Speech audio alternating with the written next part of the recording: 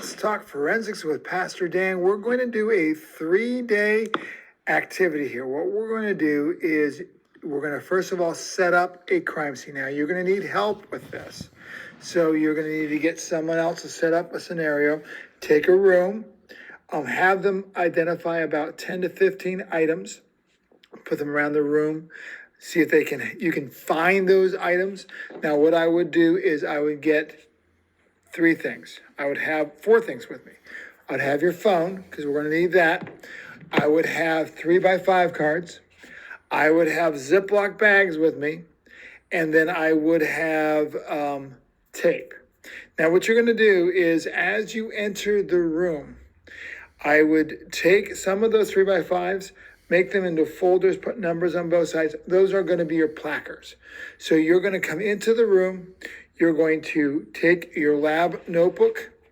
You're going to sketch out what you see, identify everything you have. Oh, one other thing you do need is also a tape measure.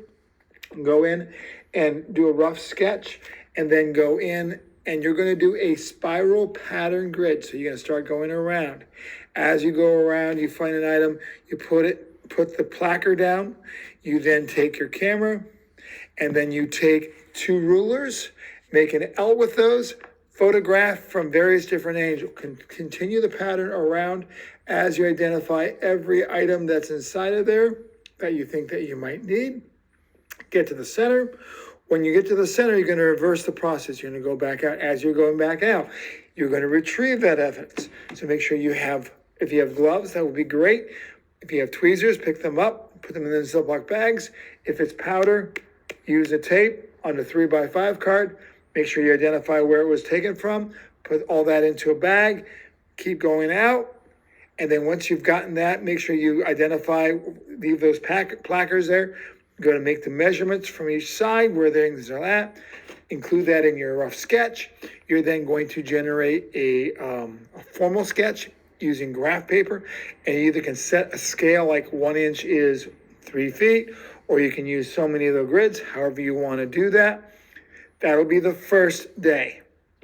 The second day will be involved scenarios, second and third. So I have 3 scenarios here. So you're going to read over these scenarios, put it in your lab notebook, identify all the measurements you have, do the best you can. When you do these, you will come up with a list of questions that you can re-interview the witness about to gain clarity. Because a lot of times when a witness gives an initial, they're a little confused, a little excited, a little adrenaline going. So you need to come back and help them to refocus. Hey, you said there were shots on the wall. How many shots? So that way we can get more specific detail. This is the first scenario. So you can copy that down and do the rough sketch, and then do the formal sketch.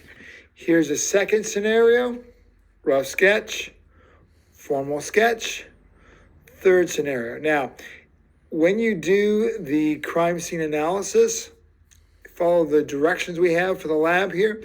There is a rubric as far as how we can identify how well you do. Let's make that a little bit smaller. There we go. So it fits it all inside there. All right. So follow those directions. Make sure that we follow through. Helps you understand the process of investigating a scene properly. Hopefully that wasn't too bad. Take care. God bless. Bye.